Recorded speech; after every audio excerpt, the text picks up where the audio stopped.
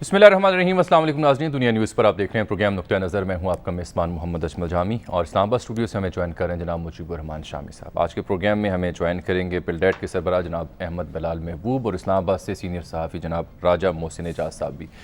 आप सबको खुशामदीद। शामी साहब, मुझे तो लग रहा था कि शायद आज आप प्रोग्राम में शरीक ना हो पाएँ क्योंकि आज आप इस्लामाबाद थे। दिन भर वफाकी वज़रा और हुकूमती अहम शख्सियात से आप लोगों की मुलाकातें थी, सहाफ़ती वफ़द की।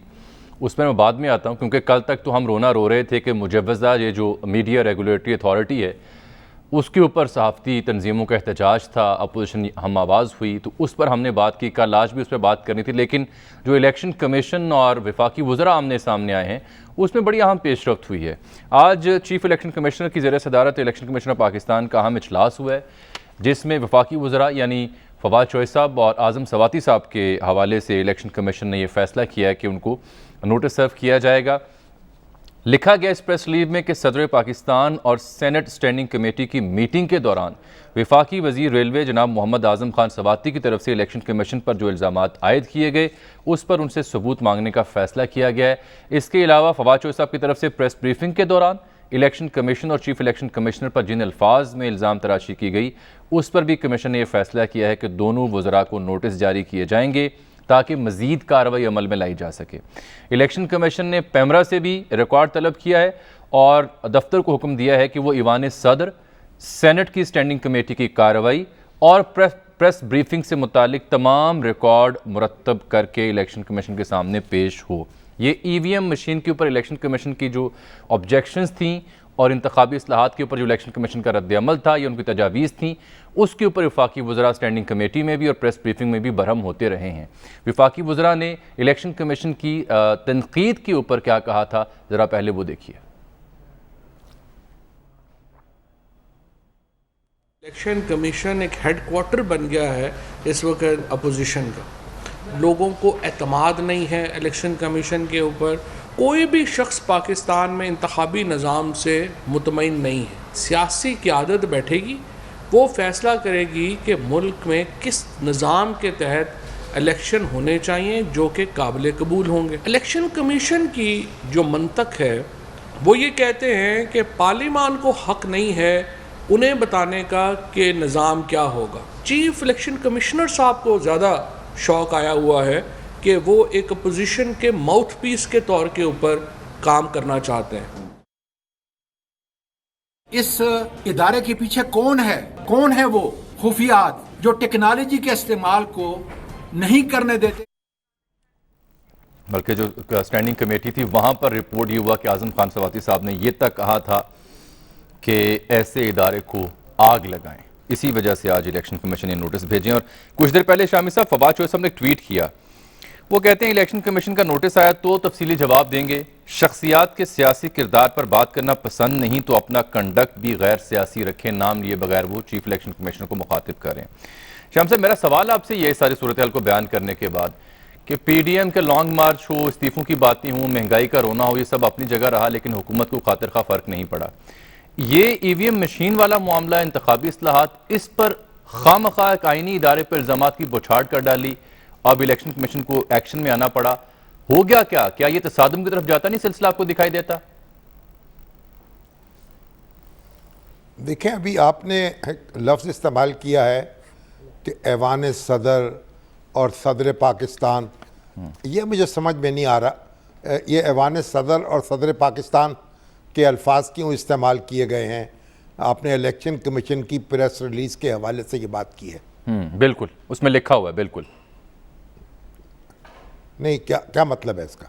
लिखा यह गया है कि और दफ्तर को हुक्म दिया गया है कि वो ईवान सदर, सेनेट की स्टैंडिंग कमेटी की कार्रवाई और प्रेस ब्रीफिंग से मुतालिक तमाम रिकॉर्ड मुरतब करके मजीद कार्रवाई के लिए इलेक्शन कमीशन के सामने पेश करे। मेरा ख्याल है मोहसिन एजाज से भी कंफर्म कर लेते हैं कि ईवान सदर में भी इस मौजू पर कोई मुकालमा या गुफ्तगू हुई होगी जिसको बुनियाद बनाकर उन्होंने अपनी प्रेस रिलीज में इसका जिक्र किया। ठीक, हाँ, तो ये जो अबहाम है ना इसमें, देखें, एक बात तो ये है कि जो तनकीद जो है वो तो हो सकती है किसी भी अदारे के फैसले पर या जब वो कोई राय जाहिर करे तो उस राय पर।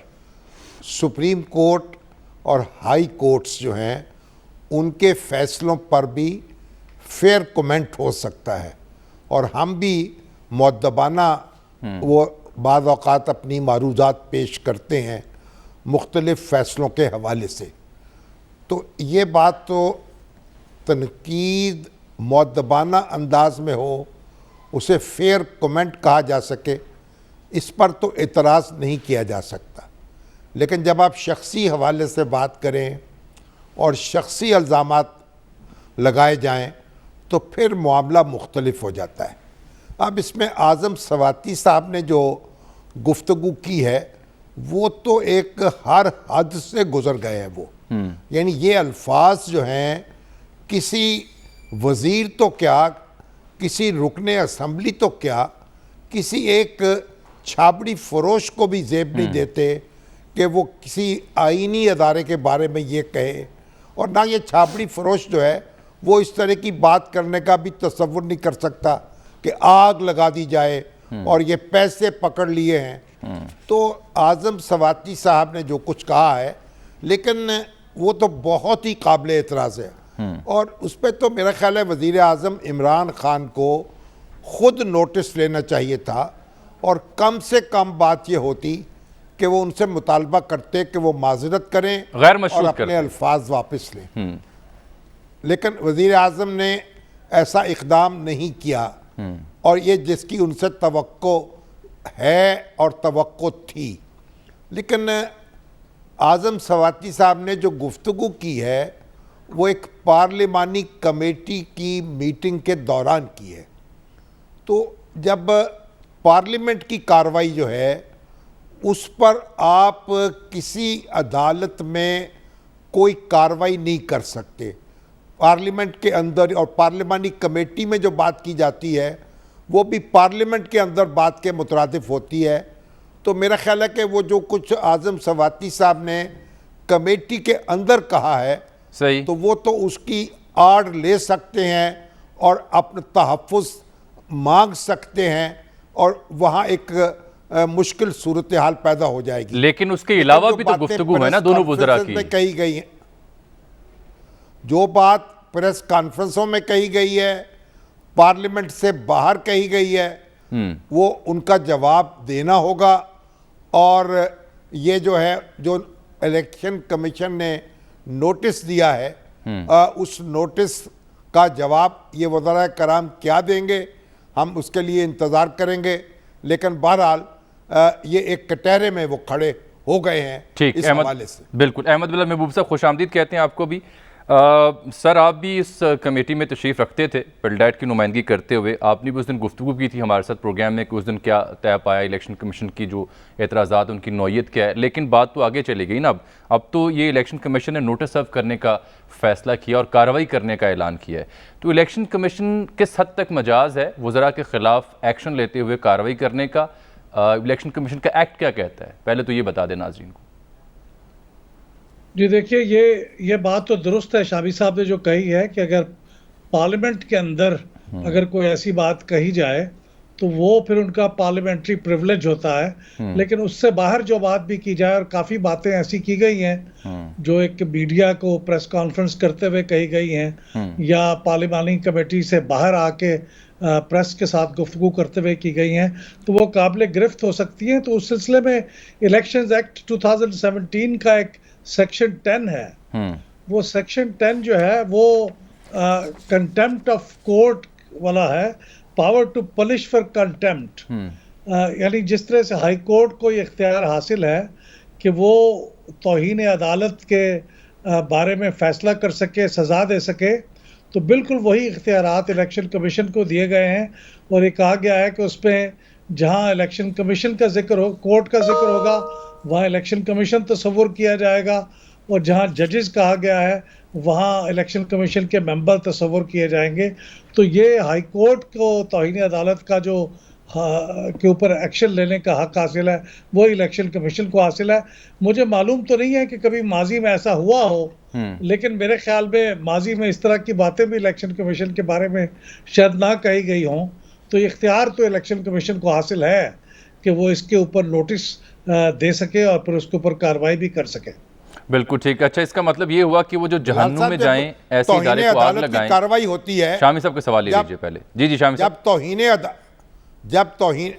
जब तौहीन अदालत की कार्रवाई होती है और किसी शख्स को इसका मुर्तकिब करार दे दिया जाता है, खा उसे till the rising of the court सजा ही क्यों न दी जाए, तो उससे तो वो डिस्क्वालिफिकेशन भी उसकी हो जाती है। तो क्या इलेक्शन कमीशन की तौहीन जो है, अगर उसकी सजा किसी को दी जाए तो वो भी डिस्क्वालीफाई हो जाएगा? देखिए, ये तो कोई कानूनी माहिर इसकी मुशगाफी करेगा तो बताएगा, लेकिन जो मैं सेक्शन पढ़ रहा हूँ वो तो बिल्कुल उन्होंने वैसा ही उसे इख्तियार दिया है इलेक्शन कमीशन को जैसा हाई कोर्ट को है।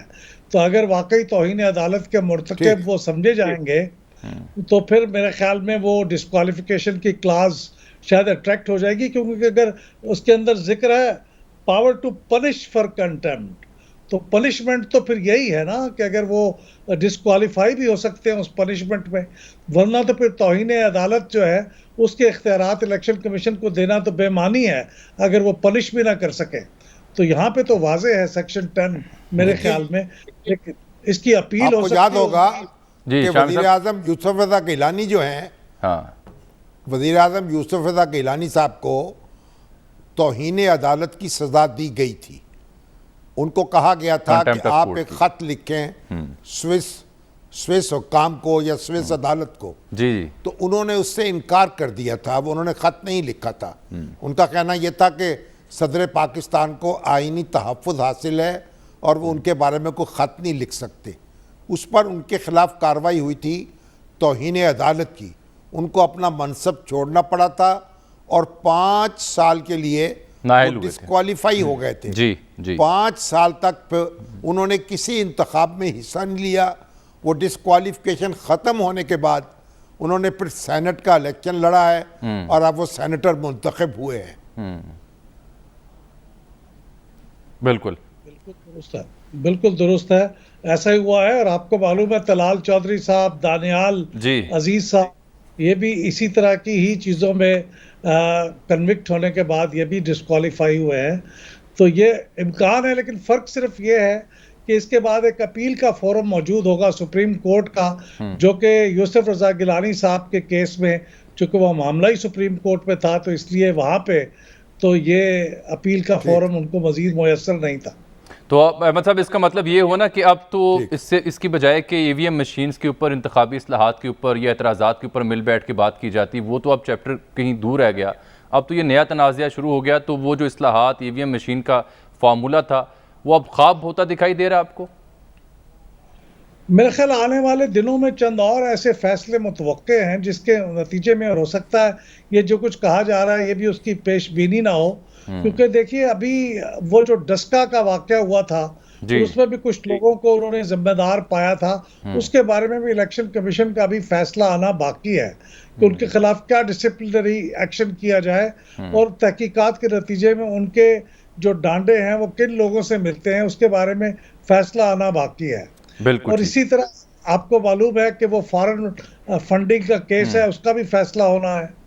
बिल्कुल, आप दुरुस्त निशानदेही कर रहे हैं। मेरा अगला मौजू इससे जुड़ा यही था। शामी साहब, मैं शुक्रिया अदा कर रहा हूँ अहमद साहब का, क्योंकि ये जिन हवालों का जिक्र कर रहे हैं अहमद साहब वो बड़े अहम है। कल की जो लिस्ट लगी है cause list sir election commission of Pakistan की, उसमें 6 अहम केसेस की समाअत होने जा रही है, जिसमें 3 केसेस फैसल वाडा साहब से जुड़े हैं, एक केस में फ़ारूक हबीब साहब को याद किया गया है। और इसी के साथ साथ कल ही की तारीख में चीफ इलेक्शन कमीशन की जो तयनाती थी उससे जुड़े कुछ सवाल उठाए गए हैं जो सुप्रीम कोर्ट के रूबरू हैं। तो राजा मोहसिन इजाज साहब को हमने जहमत दी है, हमारे सीनियर कॉरेस्पॉन्डेंट हैं, इन दोनों मामला पर की नजर दी।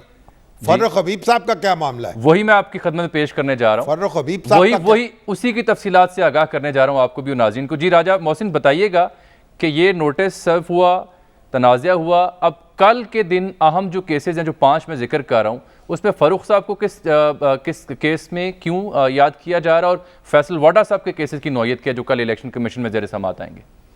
देखिए, जो पाकिस्तान तहरीक इंसाफ के ममनूआ फंडिंग से मुतल्लिका केस है जिसमें अकबर एस बाबर पिटिशनर हैं, इस सिलसिले में ये केस कल फिक्स किया गया है और इलेक्शन कमीशन ऑफ पाकिस्तान ने इस सिलसिले में फरूख हबीब को भी नोटिस कर रखा है। इसी तरह जो फरूख हबीब की तरफ से जो एप्लीकेशन फाइल की गई थी मुस्लिम लीग नून, पीपल्स पार्टी और JUI के रिकॉर्ड से मुतालिक, वो केस भी कल फिक्स है। और इसके साथ साथ अगर बात की जाए फैसल वाडा के केसेस की, तो वो जो नेशनैलिटी का मामला था वो भी कल फिक्स किया गया। और ये दो मुख्तलिफ पिटीशंस हैं, एक में मियां आसिफ महमूद पिटिशनर हैं और एक केस में जो है जो डिस्क्वालिफिकेशन की रिक्वेस्ट की गई थी, जो पिटीशन दायर की गई थी, वो कादिर खान मंदोखेल की जानिब से दायर की गई थी। तो ये कल की तारीख में इंतहाई अहम केसेस हैं और ये कल इलेक्शन कमीशन ऑफ पाकिस्तान के सामने फिक्स किए गए हैं। इस तरह जो आपने दूसरे केस का जिक्र किया, जो चीफ इलेक्शन कमिश्नर सिकंदर, नहीं मगर ये बताइए, ठहरिए फर्रुख हबीब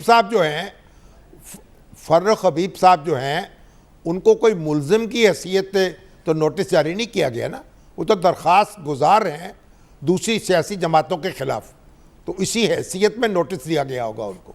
जी बिल्कुल बिल्कुल। फरूख हबीब साहब जो हैं वो इस केस में पिटिशनर हैं। जिस तरीके से PTI के खिलाफ एक फॉरेन फंडिंग, ममनुआ फंडिंग का केस चल रहा है, इसी तरह फरूख हबीब की जानिब से एक केस दायर किया गया है जो PMLN और पीपल्स पार्टी की ममनुआ फंडिंग से मुताल्लिक है। इसी तरह उस केस में जो है वो फरूख हबीब को नोटिस जारी किया गया है। अब ये अपनी नोयत का एक अहम तरीन केस है जिसकी कल इलेक्शन कमीशन ऑफ पाकिस्तान में समाअत होगी और इस केस की इससे कबल भी समाअतें हो चुकी हैं और जो दरख्वास्त दायर की गई है पाकिस्तान तहरीक इंसाफ की जानिब से जिसमें पिटिशनर फरूख हबीब है, उसमें ये मौक़िफ़ इख्तियार किया था उन्होंने कि कुछ ऐसे ममनुआ ज़राए से फंडिंग हुई है इन सियासी जमातों को।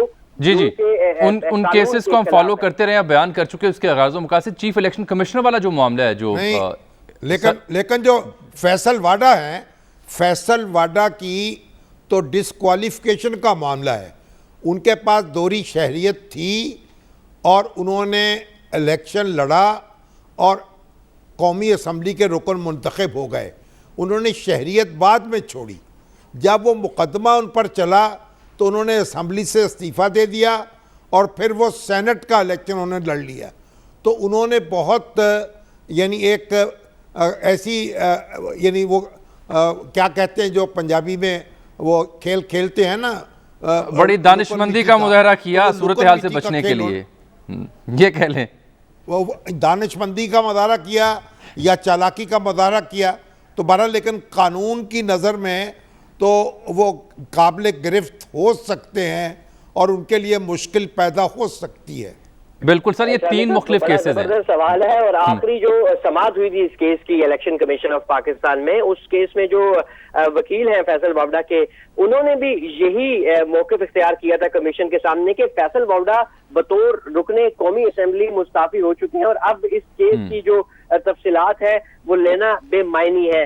ताहम इस केस की जो समाअत है वो उस वक्त आज से 1 महीना पहले 15 सितंबर तक मुलतवी की गई थी और कल दोबारा ये केस अब इलेक्शन कमीशन ऑफ पाकिस्तान के सामने फिक्स है। दोहरी शहरियत छुपाने से मुतालिक है और जिस अच्छा ये एक बात वाजे कर दें कि ऐसा नहीं है कि ये जो प्रेस रिलीज आई आज वज़रा को नोटिस भेजने का फैसला किया गया, इसके फौरी बाद इलेक्शन कमीशन ने एक कॉज लिस्ट जारी कर दी, बल्कि पिछली समाअतों में आप मौजूद थे तो तारीख ही कुदरती तौर पर इत्तफाक़न 15 ही बन रही थी, ऐसा ही है?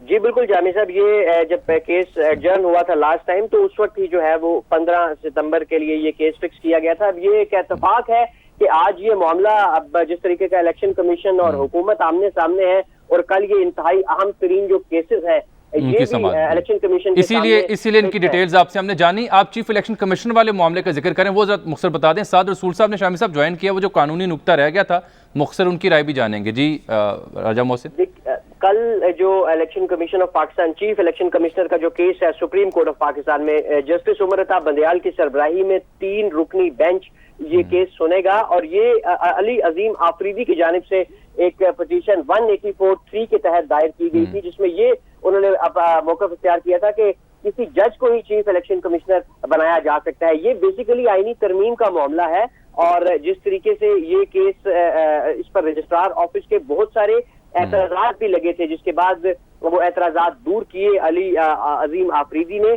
और अब ये केस फिक्स किया गया है सुप्रीम कोर्ट ऑफ पाकिस्तान के सामने, और इसकी हेयरिंग भी जो है वो कल सुबह 9:30 बजे। बहुत शुक्रिया राजा मोहसिन इजाज। शाम साहब, आप वो नाअहली का मामला उठा रहे थे असल में कि कानूनी पहलू क्या होगा, तो साद रसूल साहब सुन रहे हैं नहीं गुफ्तगू। है। वो पहली बात यह है कि पहले ये बात तय थी कि चीफ इलेक्शन कमिश्नर अदलिया का कोई साबिक जज ही हो सकता था जी। अब वो लेकिन उसमें तरमीम की गई और किसी दूसरे शख्स को, इंतज़ामी अफसर को भी ये जिम्मेदारी तफवीज़ करने की इजाज़त का दे दी गई जी। उसकी जो इस वक्त मौजूदा चीफ इलेक्शन कमिश्नर हैं वो एक डीएमजी ग्रुप के अफसर हैं और वो अदलिया से ताल्लुक़ नहीं रखते, तो उनको उन्होंने चैलेंज किया है। लेकिन ये एक क्योंकि पार्लियामेंट एक कानून पास कर चुकी है, तो मैं नहीं समझता कि इसमें कोई वजन हो सकता है इस एतराज़ पर। मैं वो आपकी तवज्जो मबजूल करवा रहा था आपकी उसी नुक्ते की जानिब जो आपने इलेक्शन कमीशन की कार्रवाई की सूरत में जो वफाकी वज़रा के ऊपर क्या बीत सकती है, जो आपने नाअहली का डिस्क्वालिफिकेशन का नुक्ता उठाया था, यूसुफ रज़ा गिलानी साहब की मिसाल भी दी थी, तो वो साथ साहब आप गुफ्तगू सुन ही रहे हैं। शामी साहब ये जानना चाह रहे थे कि आइन कानून क्या कहता है, क्या इलेक्शन कमीशन की कार्रवाई वज़रा को डिस्क्वालीफाई कर सकती है? जामी साहब और शामी साहब, बहुत शुक्रिया प्रोग्राम में शामिल करने का। मैं सबसे पहले तो कानूनी पोजीशन वाज़े करता चलूं कि जो इलेक्शन एक्ट 2017 है, जो कि इस वक्त मौजूदा इलेक्शन के कवानीन का मजमुआ जिसके नीचे इलेक्शंस हो रहे हैं, उसका सेक्शन 10 ये कहता है कि इलेक्शन कमीशन को और इलेक्शन कमीशन के हर जो उसका मेंबर है, जिसको कमिश्नर कहते हैं, कोई भी उनका एक जो कमिश्नर हो, उन सब को कंटेम्प्ट के जुमरे के अंदर वही इख्तियारात हासिल होंगे या वही वाली पावर्स हासिल होंगी जो कि किसी भी हाई कोर्ट को या हाई कोर्ट के जज को हासिल होती हैं। तो यानी कि जो कंटेम्प्ट का कानून है वो इस तरह पढ़ा जाएगा कि जिस तरह जहां पे हाई कोर्ट का लफ्ज इस्तेमाल हुआ है वहां पे आप ये पढ़ लें कि इलेक्शन कमीशन का लफ्ज इस्तेमाल किया गया है, और जहां पे भी जज ऑफ द हाई कोर्ट का लफ्ज इस्तेमाल किया जाता है वहां पे किसी भी कमिश्नर, इलेक्शन कमीशन के किसी भी कमिश्नर का लफ्ज आप उसको तब्दील कर सकते हैं। बिल्कुल। इशू जो है, जो शामी साहब ने पॉइंट उठाया, ये पॉइंट बहुत ही गौर तलब है और मेरा ख्याल है कि आने वाले दिनों में इसको अदालत डिसाइड करेगी। आज तक ऐसे पाकिस्तान के कानून के अंदर कोई मुस्बत नजीर रिपोर्टेड जजमेंट इस तरह की नहीं है कि इलेक्शन कमीशन ने किसी को कंटेम्प्ट के अंदर होल्ड किया हो और उसकी फिर आइन के आर्टिकल 63 के नीचे डिस्क्वालिफिकेशन कर दी जाए। ये नजीर तो मौजूद है कि अदालत ने, हाई कोर्ट ने या सुप्रीम कोर्ट ने किसी को कंटेम्प्ट में रखा हो और फिर आगे उसकी डिस्क्वालिफिकेशन कर दी जाए। मैं सिर्फ वाजे करता चलूं कि जिस वजह से ये मैटर अभी अनडिसाइडेड और इसमें थोड़ा सा उबाम है वो ये है कि आर्टिकल 63 जो आईन पाकिस्तान का डिस्क्वालिफिकेशन का आर्टिकल है, आर्टिकल 63, उसका सब क्लॉज जी ये कहता है कि डिस्क्वालिफिकेशन के लिए आपने अदालत को डिफेम करना है या अदालत की कंटेम्प्ट करनी है। उसके अंदर अदालत या अदालत जैसे किसी इंस्टीट्यूशन का एक्सप्रेस नाम नहीं लिखा हुआ, स्पेसिफिकली लिखा हुआ है कि आप अदालत को अगर रिडिक्यूल द जुडिशरी के अल्फाज लिखा हुआ है। अब आने वाले दिनों में अगर इलेक्शन कमीशन इसके ऊपर कार्रवाई करता है और उनको कंटेम्प्ट के अंदर कन्विक्ट कर देता है कि जी वाकई कंटेम्प्ट है, तो कंटेम्प्ट की सजा तो उन्हें पूरी मिलेगी, मतलब 6 महीने तक की सजा हो सकती है, 6 महीने तक की इम्प्रिजनमेंट हो सकती है, राइजिंग ऑफ द कोर्ट से लेके 6 महीने तक की इम्प्रिजनमेंट हो सकती है। वो सजा तो बिल्कुल दी जा सकती है, लेकिन क्या इलेक्शन कमीशन आर्टिकल 63 में भी अदालत कंसिडर होगा? ये वाली बात आज से पहले सुप्रीम कोर्ट ने या हाई कोर्ट ने कभी डिसाइड नहीं की। हो सकता है कि अदालत कहे कि क्योंकि पावर्स हाई कोर्ट की है तो इलेक्शन कमीशन को आर्टिकल 63 के जुमरे में अदालत ही कंसिडर किया जाए और डिस्क्वालिफिकेशन कर दी जाए।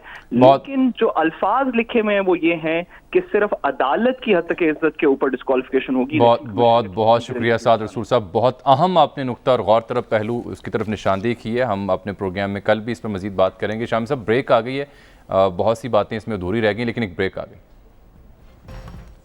वेलकम बैक नाज़रीन। एक और मामला जिस पे कल भी हमने तफसील से बात की थी, मुजव्वज़ा मीडिया रेगुलेटरी अथॉरिटी, जिस पे पूरे मुल्क में सहाफ़ती बरादरी ने एहतजाज किया था, अपोजिशन हम आवाज़ हुई थी। आज सीनियर सहाफ़ियों के वफ़द पर मुश्तमिल दानिश्वर जो है उन्होंने मुख्तलिफ़ हुकूमती शख्सियात से मुलाकात की। शामी साहब भी इसी गरज से इस्लामाबाद तशरीफ़ रखते थे। तो शामी साहब, इससे पहले कि हम रमीज़ राजा साहब को मुबारकबाद दें और उनसे वाबस्ता तवक्कुआत का जिक्र करें मिर्ज़ा इकबाल बेग साहब के साथ, मैं चाहूँगा कि आज इस्लामाबाद में फिर मुजव्वज़ा मीडिया रेगुलेटरी अथॉरिटी के हवाले से क्या अपडेट्स आपको मिली हैं? क्या सरकार इसे वापस लेने जा रही है या नहीं?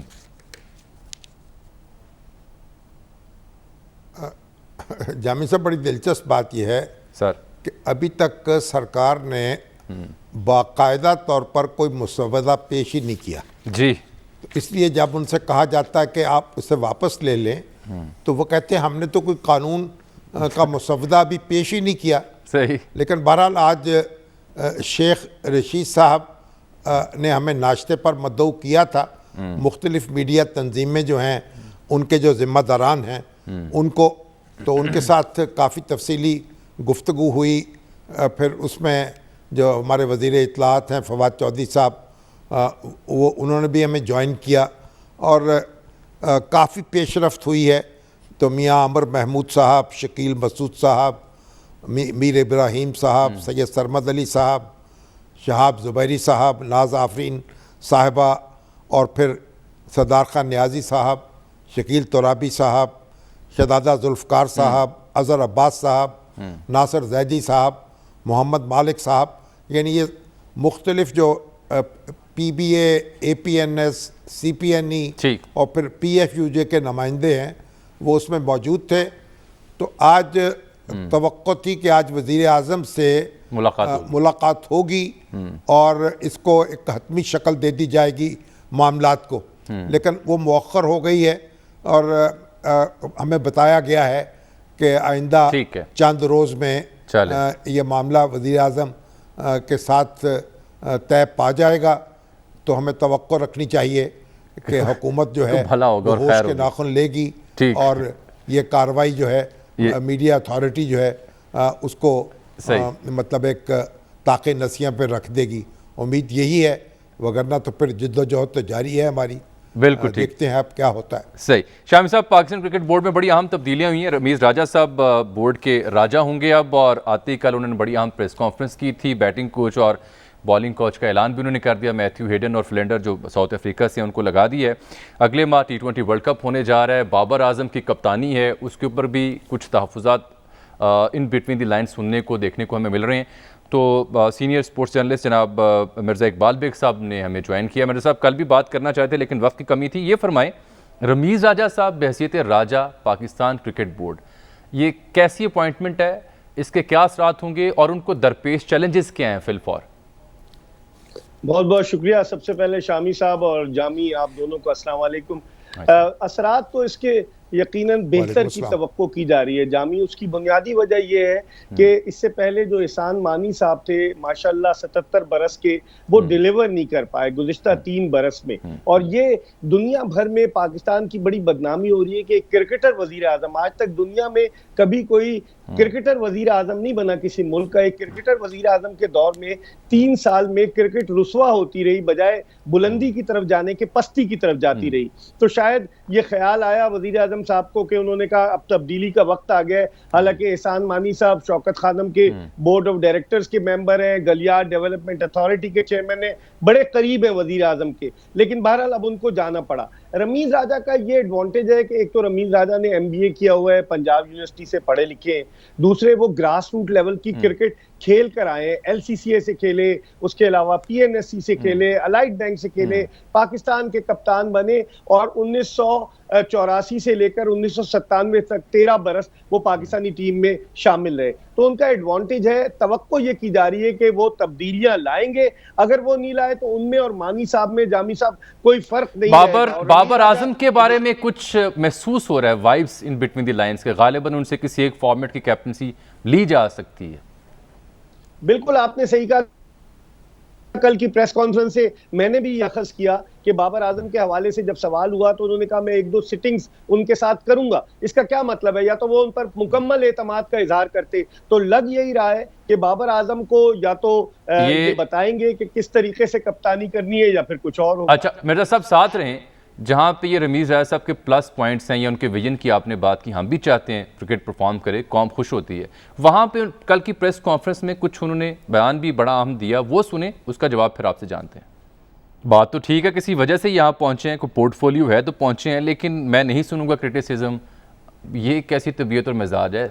किसी भी चेयरमैन हो या क्रिकेट टीम का कप्तान हो, सबसे ज़्यादा सवाल उसी से होते हैं।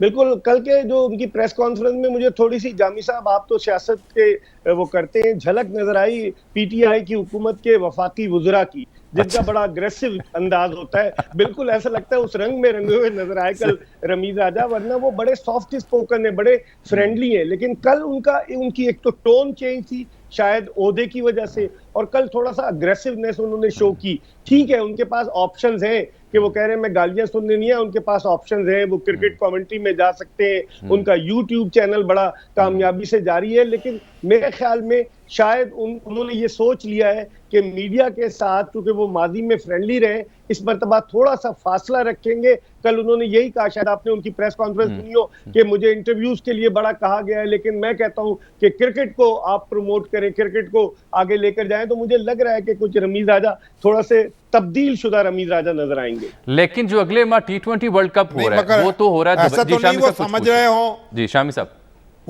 वो समझ रहे हो कि वजीर क्रिकेट मुकर्रर हो गए हैं, यानी चेयरमैन से ज्यादा वो कैबिनेट में शामिल समझते हैं अपने आप को इमरान खान साहब की।